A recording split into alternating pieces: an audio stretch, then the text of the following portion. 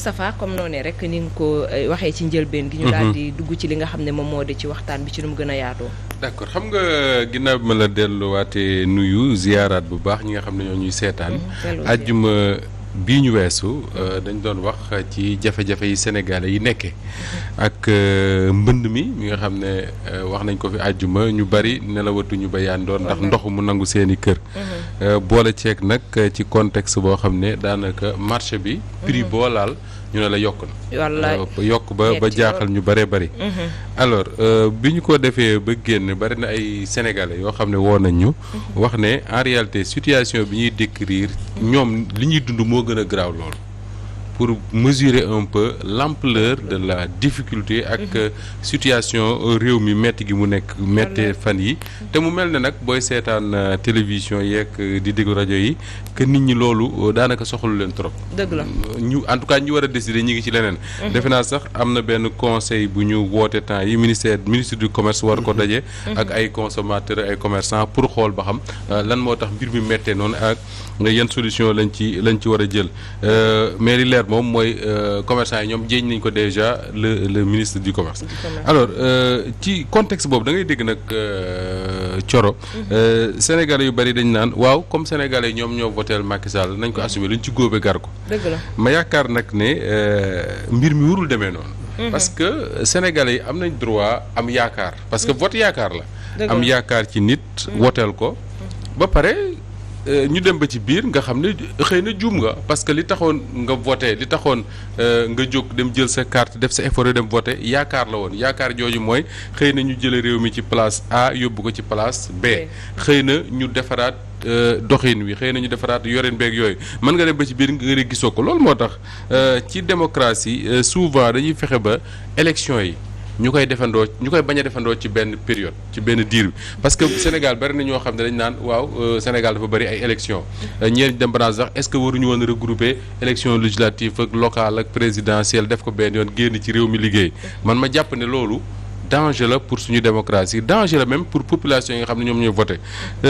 parce que élection à des périodes différentes dafa am loo xam ne moom la war a tekki soo demee ci américains yi par exemple ñoom dañoo am lu ñu tuddee les élections de mi-mandat ñoom bu ñu falee président bi ñu fal ko pour un mandat de 4 ans suñ demee ba mu def 2 ans dañuy dem élection mi-mandat mooy élection yoo xam ne ci la ñuy fale les 2 chambres xëy na mën nañ ko tuddee fii ci la ñuy fale seen i député yu demee noonu congrès beeg yeneen yi ci lañ koy fale yooyu ñu bari ñu jàpp ne ci élection yooyu day permettre américains yi sanctionner une politique maanaam wax président ne ko ñun kat faloon nañ la 2 ans faloon nañ la 4 ans def nga 2 ans nii lañ gisee li ngay def moo tax sax ñu bari jàpp ne élection yi ñi yëpp ñuy voté mooy ñuy tuddee les mécontents c'est-à-dire ñi nga xam ne jàpp nañ ne président bi ñu fal lim leen di liggéeyal du noonu moo tax fii ci Sénégal également ñu am élection présidentielle bu ñu falee président pare ñu dem diir ñu ne nañ ñëw fal ay député suñ demee diir ñu ne nañ ñëw fal ay maire ak ay président de conseil départemental loolu li ci am solo mooy dafa war a permettre ñi nga xam ne dañoo voté woon am yaakaar ci benn système am yaakaar ci benn politique bu ñu leen proposé woon ñu ñëw yëkkatiwaat seen kàddu wax ne ñun kat lii ñu tegal boobu ba léegi ànd nañ ci baax na donc on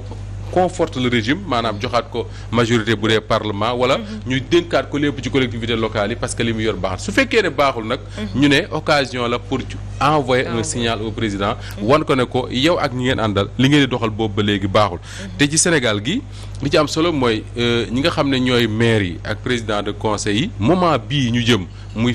janvier 2022 incha allah su fekkee ne changé wuñ ko moment boobu day permettre Sénégal bu nekk man mi dëkk par exemple Pikine wala Guédiawaye wala feneen ma yëkkati sama kaddu ñëw ne maire bi ma faloon boobu ba léegi gis ko muy doxal nii laa gisee ni muy defee maanaam ba bu baaxee ma may ko mu continuer su baaxul ma sanctionné ko teg keneen loolu dafa nekk ay enjeux yu am solo yoo xam ne Sénégal dañ ko war a comprendre war a mobiliser wu pour loolu beneen bi mooy le choix même du maire xam nga bu njëkk Cheikh Tidiane day bokk APR nekk Rufisque waaye Rufisque bëgg ko gis ne mi ngi dox ci dëkk bi mi ngi ciy yëngu te bu ñu ko dénkee seen mairie bi mën na ci dara ñu ne kon nañu voteel liste waa APR parce que Cheikh Tidiane mi ngi ci ñu voteel liste boobu ba pare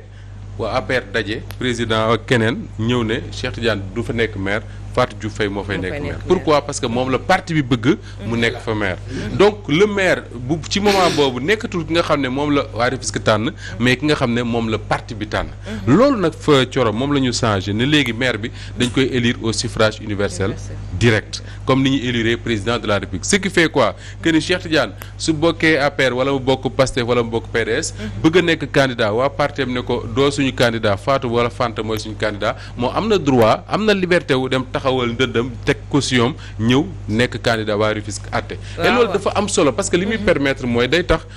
nit ki quartier bi mu dëkk mu war a tànn mu mën a tànn maire bi nga xam ne moom leer na ko ne kii mooy li gën ci yow donc encore une fois élection yi ñu jëm c'est pas une élection de parti il faut que nit ñi comprendre élection wu nit la ak gox ba mu dëkk mën naa wax sax ne am na ñenn ñu ne nawetaan la ci bu doon ci wàllu football élection wu nit la daanaka ak quartier ba mu dëkk parce que su fekkee ne da nga dëkk je sais pas Thiès wala Diourbel wala feneen nga élire un maire boobu am ay fonctions dans le gouvernement nekk ministre wala leneen wala mu nekk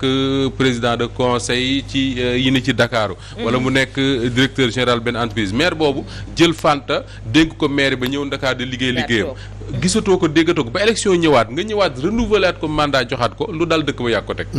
or ci biir dëkk boobu am na fa ñoo xam ne yaa ngi yeewook ñoom dëkk ak ñoom tous les jours mën nga leen a voter defoo ko nga voté ko am na benn waay boo xam ne bi ñu ko waxee fii keroog dafa ma woowee France mu ne Moustapha bi ngay wax loolu dafa mel ne ñun suñu commune nga dëkk en France moom sénégalais la mais foofu la dëkk mu ne ñun suñu maire dañuy dajeek moom tous les jours ci mbedd mu ne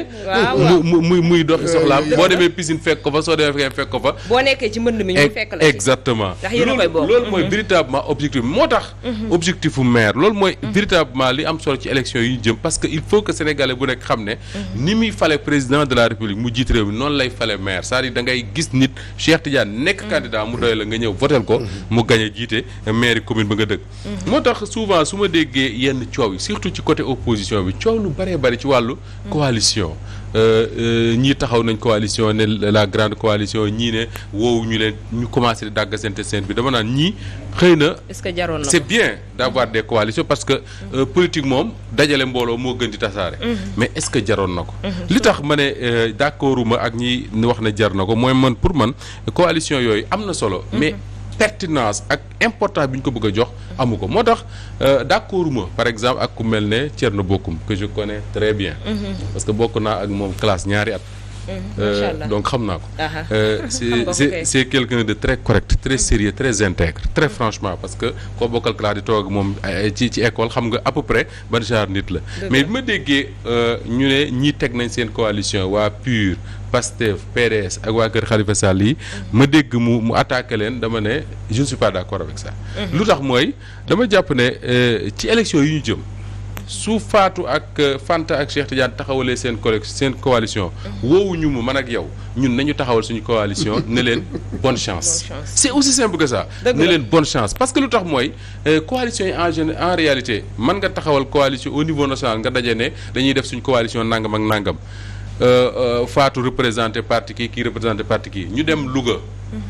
mais coalition bi nga taxawal à Dakar rien ne te dit que soo demee Louga même coalition nga fay fekk parce que yeneen intérêt moo fay nekk tey jii rien ne te dit que un candidat de l'APR mënul am un soutien de parti de l'opposition ca parti ca dëkk ba mu dëkk parce que bu fekkee ne dëkk ba nga dëkk man dama bokk Pastef te gis ne candidat wu APR bii moo gën fuuf biñ mën nar a tegal mais man pour intérêt sama dëkk ma voteel ko ma ànd ak moom loolu mooy enjeu élection locale moo tax ma jàpp ne jërul kenn di xas sa morom ci dañu taxawal coalition woowu ñu ma coalition wu nangam ak nangam la non taxawal nañ coalition woowu ñu la nee leen sama gars yi bonne chance. est-ce que loolu xam nga li tax lu bonne chance boobu am solo. parce que dañu jëm ci yeneen échéance yoo xam ne foofu fa la coalition di gën a pertinent we fuuf te ay ruptures souvent il faut éviter les ruptures douloureuses parce que après nu ñu koy waxee sax boolawaat day jafe alors que su fekkee ne waa Benno dañoo taxawal seen coalition waa grande xaw ma nan ñoom Khalifa Sall ak ñooñu taxawal seen coalition ñoom Thierno Alassane Sall ak ñoom Abdou Mbaye ak ñooñu taxawal seen coalition ñeneen taxawal seen coalition mais ñoom ñëpp ñu jàpp ne ku ci nekk rek yaa ngi ci li nga yaakaar ne moom ngay def pour gagner loolu day permettre bu ñu demee élection ci jàmm ak salaam ak ku mënti gagner bu ëllëgee suñu demee ci élection législative nga xam ne foofu coalition fa la gën a pertinent yi foofu parce que foofu système raw gàddu bi moo tax ku la ëppalee day yóbbu foofu coalition des verts day tax bu ëllëgee booloo day yombaat mais su fekkee ne dañu ko bëgg a defee nii ñu ko nar a defee ñoom waa opposition bii ku nekk taxaw sa langue di xas sa morom bis dina ñëw ñu bëgg am coalition bu gën a mag bu leen boole ñoom ñëw te duñ ko am donc moo tax il faut faire attention avec ces genres de sorties là surtout que ñoom ñëpp su fekkee ne dañuy wax ne li ñu fi bëgg mooy jóge fi si jële fi li fi nekk teg fi lu ko gën mais jële fi li fi nekk teg ko li fi gën doo ko def ci xuloo ak dagg sante mais est-ce que loolu mënu indi jiixi jaaxa sax ci askan bi nga xam ne ñoom ñoo war a tànn ñi nga xam ne tey ji ñoom ñoo ñuy jiite puisque bu ñu gisee ni ñoom comme ni nga ko waxee ñoom ñi nga xam ne ñoom ñoo war a jiite ñoom ñoo njëkk a bañ a ñàkk lëkkaloo ci kaw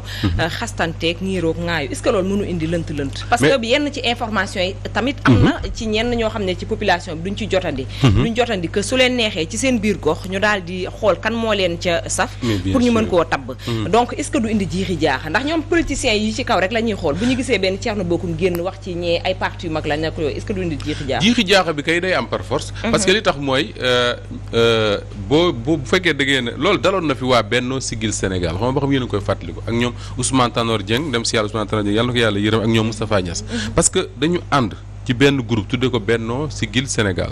ànd di réunion maanaam daanaka lépp ñaari at ne élection présidentielle benn candidat dong la ñuy am te waat ko fu ne ñu taxaw ko fa ne moom la ñuy am ñu dem ba ci biir ñu jubawuñu mu tas xam nga loolu lu muy jur Sénégal di naan ñii daal ñoo ko Abdoulaye Wade ñoo yem c'est vrai parce que bu fekkoon ne intérêt réew mi moo leen tax a jóg dinañ booloo nekk benn tànn benn candidat te loolu moo tax d'ailleurs man bokk naa ci ñi gëm ne loolu moo tax bi ñu demee élection présidentielle Sénégalais yi préféré dem voter Macky Sall plutôt que voter Ousmane Tanor Dieng ou Moustapha Niasse lii nii également li tax mu dangereux pour ñoom ñu bokk opposition mooy ñu bari Sénégal dañoo jàppoon ne réew mi tolloon na foo xam ne teg intérêt wu askan wi intérêt wu gox yi intérêt wu réew mi moo war a nekk ci bopp lépp su fekkee ne ñoom ci seen biir dañoo dem bay jàppante ku nekk di xas sa morom naan dañu teg coalition wu calculer kii naan ko am ay petit parti ngeen nangam ak nangam jiixi jaaxa bi indi mooy Sénégalais dañ naan mais ñii finalement ñoom ak ñi ne ci nguur gi ñoo yam rek ku nekk sa intérêt ngay wut rek donc soo fi jëlee ñii teg fi ñii ñoom it seen intérêt rek lañ fiy nekkee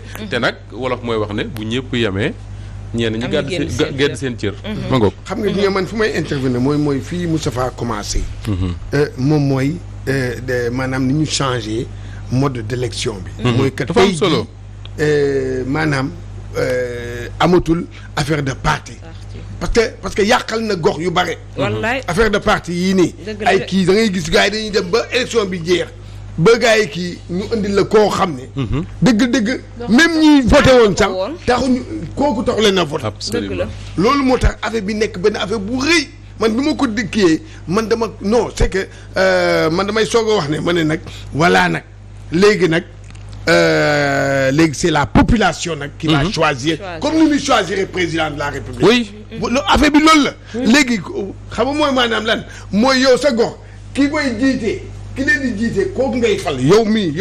yow mi di nga xam kan la parce que am na ci ñu bari boo xoolee. am na ñu bari ñoo xam ne. sincèrement mois ba mois benn yoon la ñuy dem seen gox. loolu sax bari na. waaw non non doo leen gis. doo leen gis am na ñoo xam sax amuñu kër am na ñoo xam ne amuñu sax kër ci gox yi amuñu kër ca gox ga foofu mais fii ci Dakar ngay gisee maire bi dëkk fii ci Pikine dëkk nekk maire Pikine dëkk Point E wala Almadies wala mais ñoom ñu presque boo xool 90% des maires yoo xam ne ci gox ba dëkkuñu foofu ñu ngi dëkk fii Dakar nekk fii di téléphoner allo lii allo lale mais ce qui n'est pas normal tey jii nag population bi nag moo war a xool loolu day naan mun a yow man de diw xam naa parce que bu baax moom mii xam na ñëpp nit kii di voté ji xam na diw ku nekk xam na la léegi day ñëw nag moom jël kartam nee nag man mii dëgg bu dee intérêt lii la kii gën a jege intérêt quartier bi man moom laay voté parce que sinon si on ne le fait pas bu ñu continuer gis ngeen lii léegi nag comme ni ko Moussa Ba waxee la balle est dans le camp ci ñi nga xam ne moom mooy ñun ñii waaw askan bi ñun ñii di voté il faut que ñun xoolaat bu baax ñan la ñu war a xoolaat léegi nag man leen laay xam man li ma bëgg a laaj Moussa Ba mooy parce que Sénégal moom da ngay yeew rek gisaat fi leneen mbaa duñ ko changé waat rek changé la système bi waaw non xaju fi sala dafa non xaju fi xam nga boobu xam naa ne il faut que ñu dem ci loolu pour ñu xam après le résultat c'est-à-dire que yu mel nii dañuy dem voter ba pare ñu xam ba xam li taxoon ñu def ko ndax am na njëriñ am déet te man gëm naa ne am na njëriñ li tax mooy li nga wax rek Cheikh Tidiane léegi man su ma dëkkoon ci Pikine Nord wala xawma yi nekk foofu di votel maire wala tànn maire yàlla xam na ko dama naan man sama yoon nekkul ci candidat wu président sama yoon nekkul ci candidat wu coalition bu opposition bu pouvoir laa ci yemale li sama yoon nekk mooy suñu gox bii ma dëkk xam naa ko bu baax ñi fi yeewoo ñëpp xam naa leen bu Cheikh Tidiane taxawee Fatou taxaw xam naa ñoom ñaar ñi kan moo ci gën ci gox bi ma voteel kooku c'est aussi simple que ça et loolu mooy njëriñu suffrage universel direct mais malheureusement ni mbir yi demee nii dañ ko bëgg a def élection wu coalition soo gisee waa Benno ñi ngi taxaw naan nañu des choix basés sur la clairvoyance l'intérêt xaw ma lan ak lan mooy ñoom Macky Sall la ñuy bàyyi muy tànn soo gisee waa coalition ba ne ca opposition ba ñoom li ñu nar a def mooy séddoo maanaam Dakar ñu ne waa kër Khalifa Sall xëy na ñoo fi gën a kii nañ leen ko bàyyee feneen waa kële ñoo fa gën a kii nañ leen ko bàyyee extra mais ki nga xam ne mooy voté électeur bi foofu la rôle am amee solo moom moo war a imposer sa loi mooy lan mooy candidat yi taxaw yëpp parce que man su ma dëkkee par exemple Louga nga ma dëkk waa Dakar di tànn seen maire sama yoon new ci keroog Abdourahmane Diouf wax na ko fi keroog mu ne man Rufisque laa dëkk en quoi lu ñuy tànn maire Dakar di ma intéressé man Cheikh Tidiane Tëngéej la dëkk waa Dakar di tànn seen maire lu ciy yoonam man Rufisque laay dem xool bu baax ñi fa nekk parce que Rufisque ñëpp a xamante j'imagine candidat yi fa nekk ñëpp Cheikh Tidiane xam na seen kër xam na ci ñan ñoo fa am njëriñ tànn ci kenn dem këram toog gis nga bu ñu ko defee wallaay du ñu regretter maire yu ñu tànn mais bu fekkee da ngay tànn maire di xalaat Benno Bokk Yaakaar wala ngay xalaat président de la République wala ngay xalaat Pastef wala ngay xalaat PUR wala ngay xalaat PDS mais da ngay tànn un maire boo xam ne après. waaw mais Moustapha ngeen may mais Moustapha est-ce que. lii warul maanaam pousse parti yi réfléchir encore ci parce que comme ni nga ko waxee. dëgg la Macky Sall moo ko waxoon ak Kaffrine. ne man maay tànn. waaw dégg nga xam nga loolu mais est-ce que ñoom mënuñu dem ñoom seen biir. est-ce que mënul am ay primaires ba pare ñoom ñu dem ay primaires. pour xool est-ce que loolu ñoom waruñu ko def parce que Macky Sall la tànn est-ce que Macky Sall dina tànn kii bi candidat bu baax bi est-ce que dina ko tànn xam nga yaa ça aussi bon comme ni nga waxee Khalifa Sall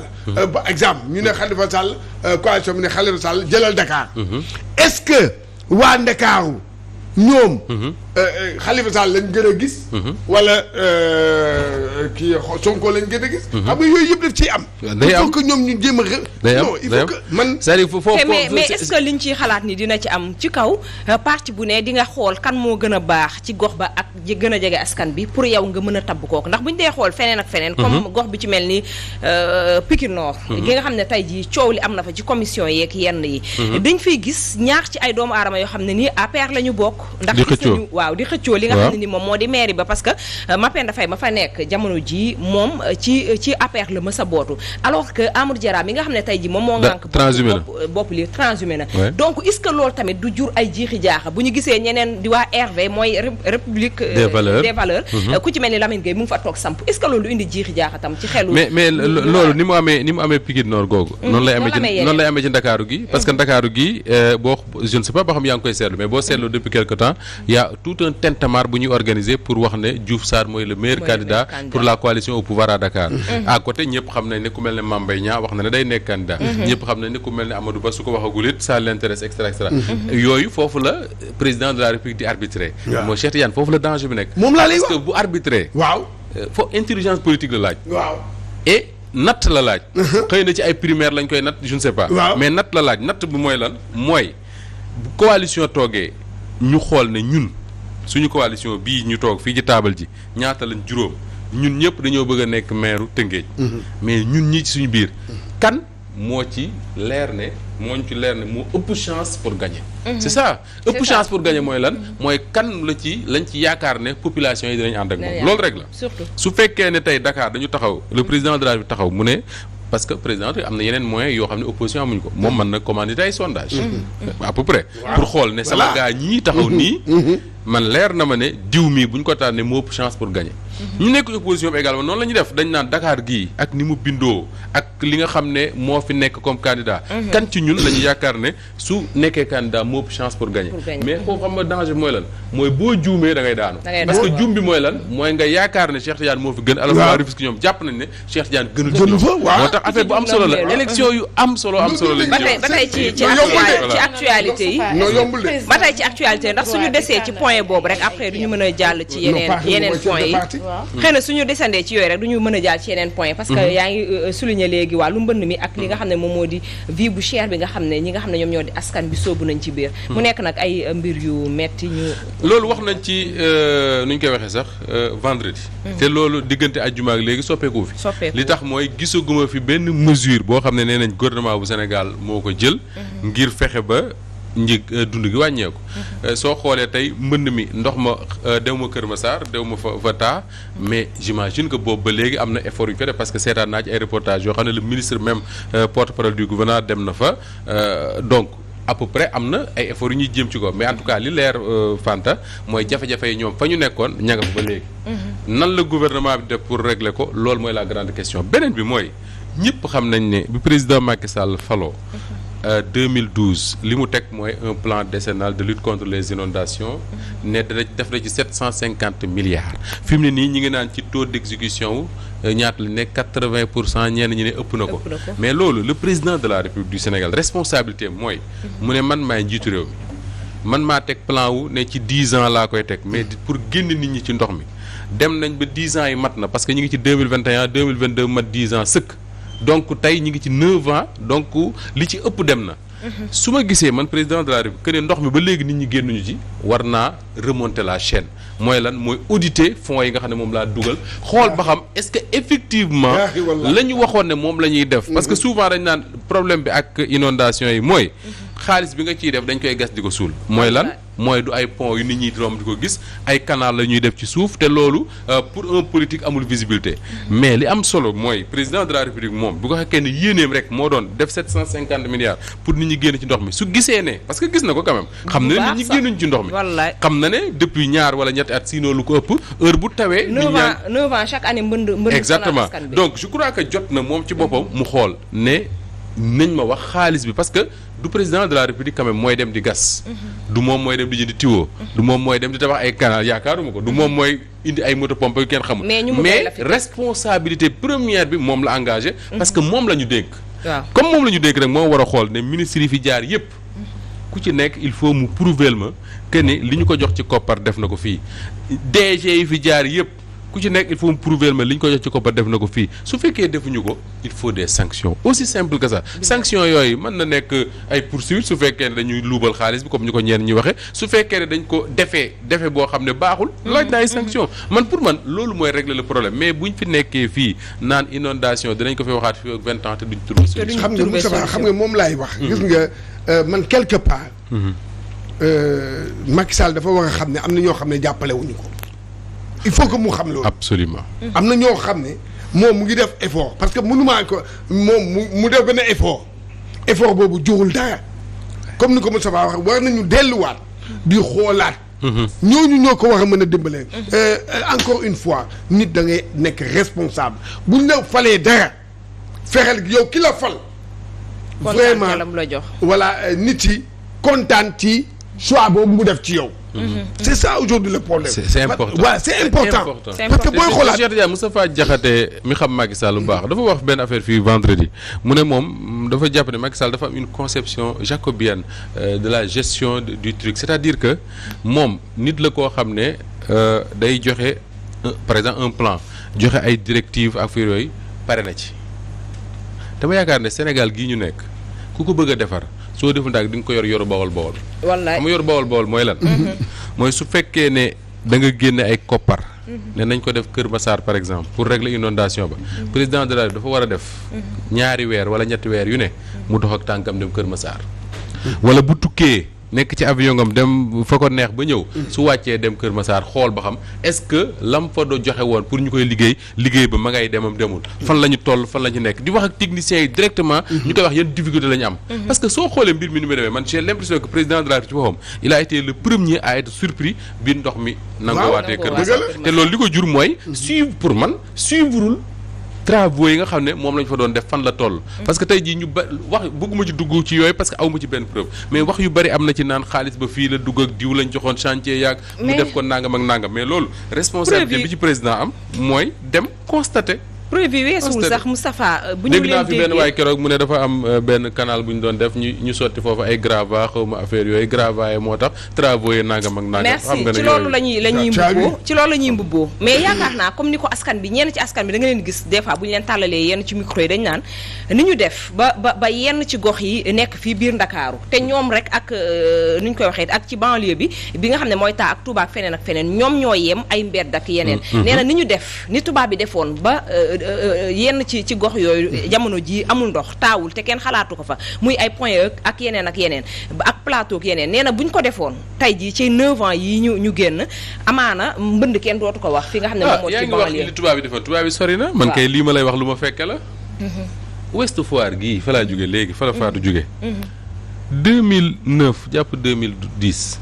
Ouest Foire bu daan taw bi nangu kër yëpp laa la wax surtout wax naa la fii keroog ne la bés taw na ma dugg ci kër fii la ma ndox mi yem. moo xam nga boo kër googu taana keroog dañuy ngàcc diggante 11h ba 22h ci guddi. ndox mi mënul génn kër gi. Ablaye Wade lancé fa benn plan d'assainissement de foofu noonu bi Macky Sall ñëwee ñu continuer ko travaux yi Macky Sall mii moo ko yeggale moom mii. donc Macky Sall xam na bu baax. xam na lépp parce que Abdourahmane Diouf wax na ne depuis 20 ans mi ngi liggéey ci loolu. moom Macky Sall lu ñu fi def réeru ko. moom mii moo dindi ndox mi Ouest Foire moo def canalisation Ouest Foire léegi mën na taw ba ñaari fan bu ko neexee ndox dina taani mais boo fa rombee 1 heure après. doo ko gis ci mbedd mi mais li ko def foofu war na ko mën a def. voilà donc tubaab bi sori na demal fii rek. yabaate xeebaate amu ci parce que mais je sais pas man xaw ma qu'est-ce qui l'explique xëy na Kër Massar am na yeneen réalité ñi ko jàng xam nañ ko xëy na ci wàllu suuf si ni mu mel ak niveau géej géej yooyu yëpp man xaw ma ci dara mais li ma xam moom mooy fii daana taa ni Kër Massar di taawe te dindi nañ ko. c'est vrai qui peut le plus peut le moins. loolu la tubaab ba histoire bu njëkk ba moom bu tawoon kenn du mën a génn vraiment. léegi day taw ba pare doo gisati benn ndox. vraiment on est témoin ba pare li waral Moustapha wax na ko sànq Thioro mooy lu jëm ci wàllu sanction je pense que ab chef d'État dafa war di sanctionner. surtout bu fekkee ne y a pas de résultat. ak li nga xamante ne mooy plan décennal bi ak xaalis bi nga bu bari bi nga ci dugal yëpp gisuñ ci benn résultat je pense que waroon na sanctionné te bu fekkoon amoon na loolu dina am crédibilité ci wàllu gestion mais bu fekkee duñ sanctionné duñu audité duñu def dara day tax duñ ko gëmati ñoom ñëpp la ñuy boole weddandoo en fait day yàq sax lii di xamante ne li nga xamante ne moom mooy wàllu politique am en fait mais ñi nga xamante ne ñoom ñooy askan wi nekk ci jamono bi li ñuy dëkkee metti na boo gisee ni ñu nekkee nga war a tëdd gis sa lal am ndox vraiment boo xalaatee nekk à leur place vraiment da ngay xam ne booy añ ci digg lal bi nga wéete metti na trop ci digg lal bi ndox kenn mënul dëkk ndox mbott rek mën a dëkk ndox ñu boole ko ak vie bu cher bi aussi parce que ku ci mën a wax tam wax ne ñoom ñoo ñi nga xam ne ñoom ñoo sóobu ci ndox ma ndax bu fekkente ne sax amoo loo lekk nga nekk ci sa jàmm ak sa salaam di tëdd di yeewoo yooyu sax mën a daw uti loolu waaye ñoom ñi nekk ci mbënn mi tey ji ñu yokkal leen ci vie bu cher bi soo laalee suukar boo laalee diwlin ana mu ceeb ana dugub ana leneen ak leneen lépp ñu jël ko mu cher loolu Moustapha mu nekk nag loo xam ne ni lu askan bi fan yi indi seen jàmbat la rawatina ci boo xoolee ci yenn ci information yi la lu ñu indi seen jàmbat la rawatina suñu mbokk jigéen yi nga xam ne fan yi ñu ngi leen di gis ñuy def ay collectif ñu ngi koy seetlu fan yi ci internet bi que di wax ne ñoom ñooy dund li nga xam ne moom moo di métitu marché bi ak bëgg a dundal seen njaboot te mënuñu ko ñu leen di démb rek maa ngi ko wax ñu leen di encourager nag ci loolee soble bi mooy li nga wax noonu waaw ak soble bi ñu dem ba kay tour je pense que mënoon nañ ko jaayee kilo 75 wala 50 sax pour wax dëgg yàlla parce que soble bi ça tombe bien ñi ngi ciy wax keroog soble bi le premier problème mooy problème conservation parce que soo ko bayee ko Potou wala Lompul wala feneen fa ma dëkk li nga mën a def rek mooy def ko ci camion indi ko Dakar wala nga yóbbu ko Touba wala Ziguinchor wala feneen pour jaay ko su fekkee ne loolu amoo moyen pour yóbbu ko amoo moyen pour conserver ko déjà que jigéen ñi déjà conserver soble seen kër problème la imaginel ku ci yor ay tonnes jal ko boo deful ndànk day nëpp li nga ci ne mooy taal ko alors foofu la ministère du commerce boobu ngay tudd ak yeneen ministère yu yëngu ci loolu foofu la ñu war a dimbalee ñi nga xam ne ñooy bay gis nga man dafa am benn waay bi ma mës a seetaan ça m'a fait vraiment mal cette histoire là waa ji nee na dafa leb ci banque yi bay soble ba mu ñor mu def ca lam ci war a def yëpp jële ko foofu di ko indi Ndakaaru ñëw di dugg Rufisque alkaati yi xaw ma gendarme yi jàpp ko yóbbu commissariat di ko fayu ci camion bu loo xam ne bu ko fayee moom leer na ko ni soble si njëg gi àggul foofu noonu la ko ñàkk jàpp ba te oto bi ñu jàpp déjà oto bi moom moomu ko xoolal loolu rek moom oto bi da koo loué ñu jàpp oto bi jàppaale marchandise waaw vidéo yaa ngi doon daw maa koy et yooyu y a tellement de Sénégalais qui vivent ça que finalement mooy injustice yi dem ba nit ñi di révolté wu ci yàlla na ci yàlla musal bu ñu ci yegg ma jeexal ci leen Fanta comment elle s'appelle Coro su ma nee Coro rek sama xel dem ci ma petite sœur la Coro Mbaar Ndiaye bu TFM alors gis nga dafa am da nga bëgg ma jeexal wala Isaaxa la Isaaxa daay réew la fanaan démb nelaw rek la fi nekkee alors mooy la jeexal ci leen rek mooy li ma déparé woon mooy coalition yooyu ñuy wax opposition pouvoir ndax wax naa la ne la naa la ñëwal ci li nga xam ne moo waroon a motiver tey énergie wu opposition bi yëpp te nekkuñu ci xam nga mooy lan mooy fexe ba ñi ñu tuddee ay primo votant ñu nekk ci liste électorale yi mën a voté am na parti yu ci def ay effort ci centre urbain yi fu mel ne Dakar ak yooyu parce que boo demee tey di wuti carte d'identité di nga gis xale yi nga xam ne nit ñi ñi ngi dem pour bindu ji ci liste yi mais fi nga xam ne moo am solo de benn femme moo ma ko woo keroog wax ma ko mu ne ma amatuma âge di politique mais li may gis ci suñu dëkk yi il faut ñu wax ci mooy lan mooy boo dëkkee tey ci àll bi ci dëkku àll yi ci village yi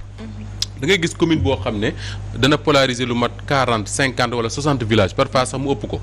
foofu xale nekk fa am âge vote war a voter 2022 muy première élection moom la ñu woowee primo votant xale boobu il faut mu dem wuti carte d'identité bindu ci liste yi déjà pour nga dem ci chef de village yi mu wutal la loolu ñu tuddee certificat de résidence c'est tout un problème parce que chef de village bi xale yooyu di voter xëy na arrangé wu ko ndax nguur la bokk xale boobu war faa jóge su fekkee ne dëbbal na dàqante ba am ko mu war faa jóge ci village yoo xam ne yenn saa yi ñu sorente ay kilomètres nga war a dem ca mairie ba wala nga dem ca sous-préfet wala yu defe noonu pour lijjanti yi këyit finalement da ngay dem ba du la ko jaral doo bindu ci man pour man parti politique yi Sénégal ñi ne pouvoir ko opposition loolu moo waroon a mobiliser fexe ba xale yi ne ci Ndakaaru gii ak ci àll bi yëpp ñu mën a bindu ci liste yi di voter parce que c'est extrêmement important mais xale boo xam ne période bii ñu nekk période bay la su bëggee def wër ay village fu ne mu dem fa wuti këyit dem mairie dem sous préfecture ak yeneen finalement du ko jaral parce que danaa du ma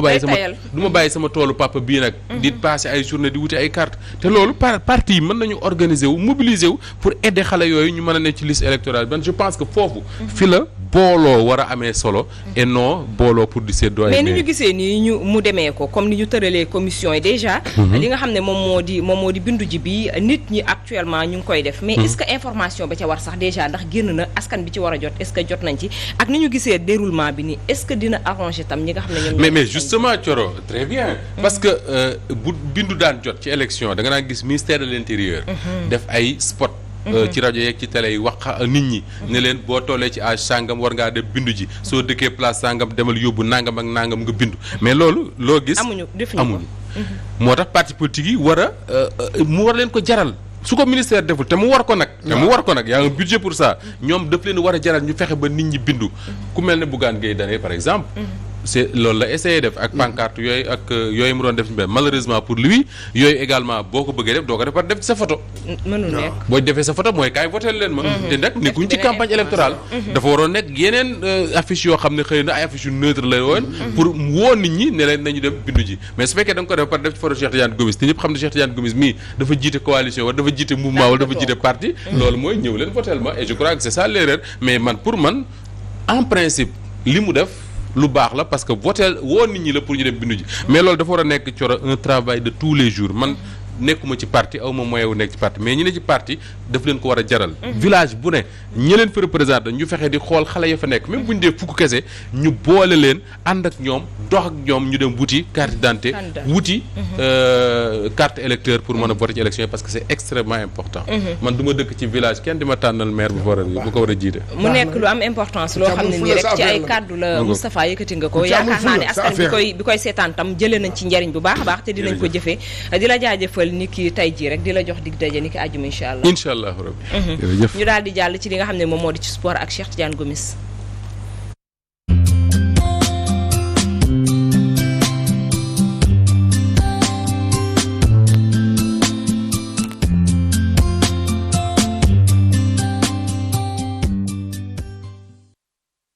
voilà